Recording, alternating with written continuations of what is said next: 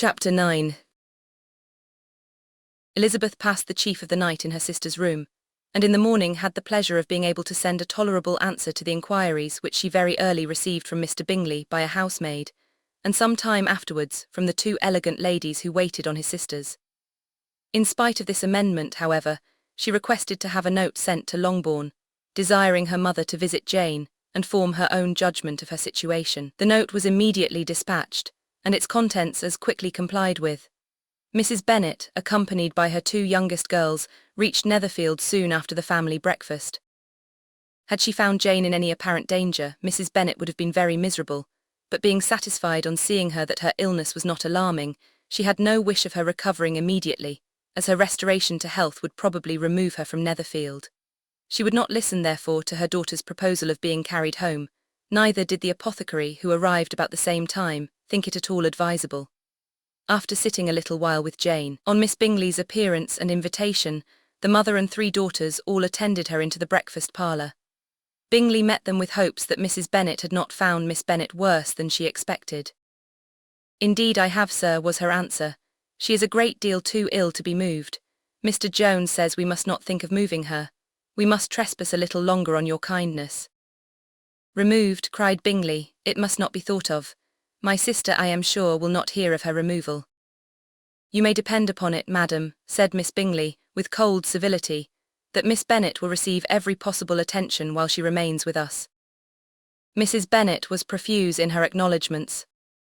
"I am sure," she added, "if it was not for such good friends I do not know what would become of her, for she is very ill indeed and suffers a vast deal, though with the greatest patience in the world, which is always the way with her, for she has, without exception, the sweetest temper I have ever met with. I often tell my other girls they are nothing to her.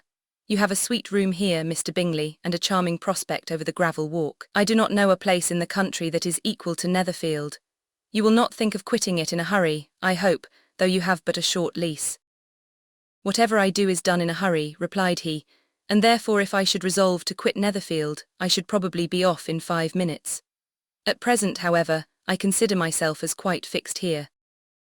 "That is exactly what I should have supposed of you," said Elizabeth.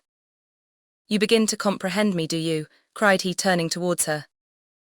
"Oh, yes, I understand you perfectly. I wish I might take this for a compliment, but to be so easily seen through I am afraid is pitiful. That is as it happens.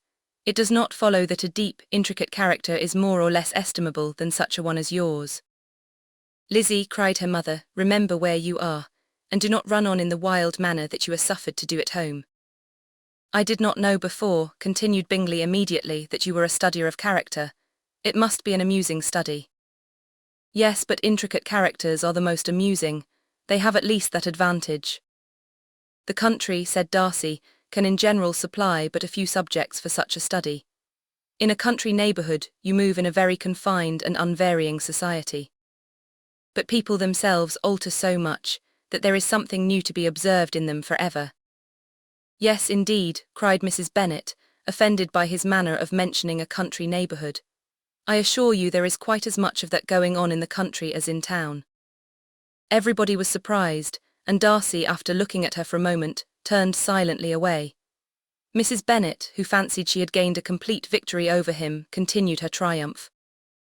"I cannot see that London has any great advantage over the country, for my part, except the shops and public places. The country is a vast deal pleasanter, is it not, Mr. Bingley?" "When I am in the country," he replied, "I never wish to leave it, and when I am in town it is pretty much the same. They have each their advantages, and I can be equally happy in either." "Aye, that is because you have the right disposition." But that gentleman, looking at Darcy, seemed to think the country was nothing at all. "Indeed, mamma, you are mistaken," said Elizabeth, blushing for her mother. "You quite mistook Mr. Darcy. He only meant that there was not such a variety of people to be met with in the country as in the town, which you must acknowledge to be true." "Certainly, my dear, nobody said there were, but as to not meeting with many people in this neighbourhood, I believe there are few neighbourhoods larger. I know we dine with 24 families." Nothing but concern for Elizabeth could enable Bingley to keep his countenance.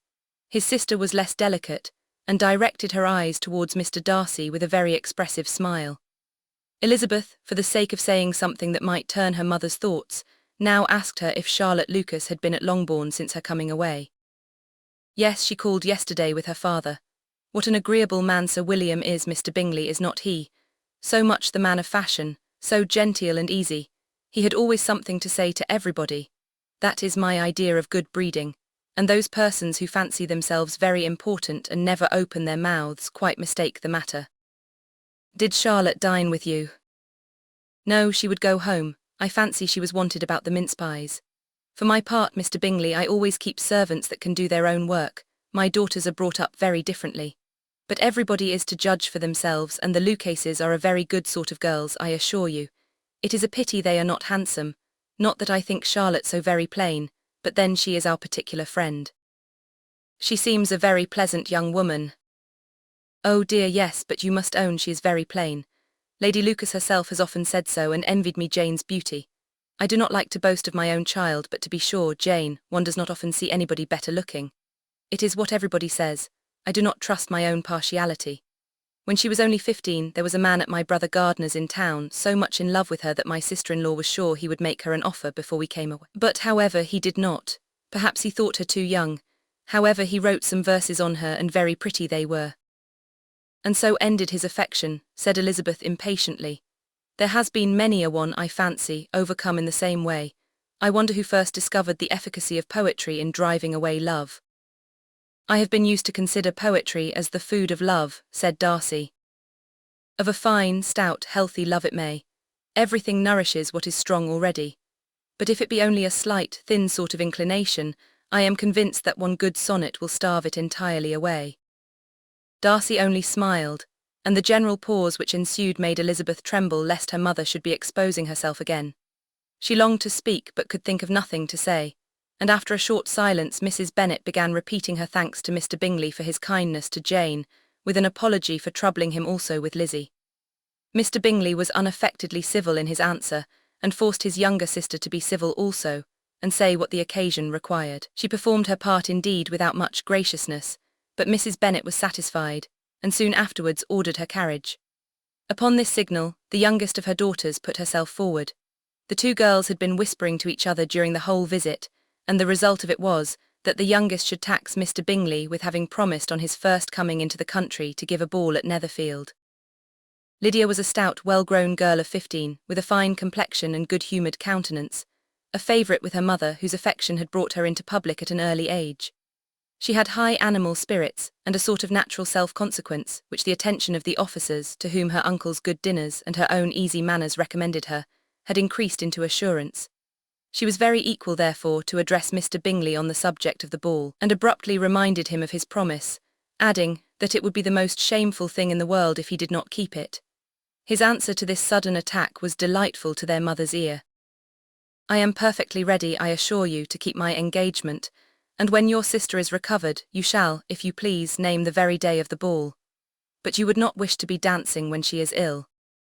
Lydia declared herself satisfied. Oh, yes, it would be much better to wait till Jane was well, and by that time most likely Captain Carter would be at Meryton again. And when you have given your ball, she added, I shall insist on their giving one also. I shall tell Colonel Forster it will be quite a shame if he does not.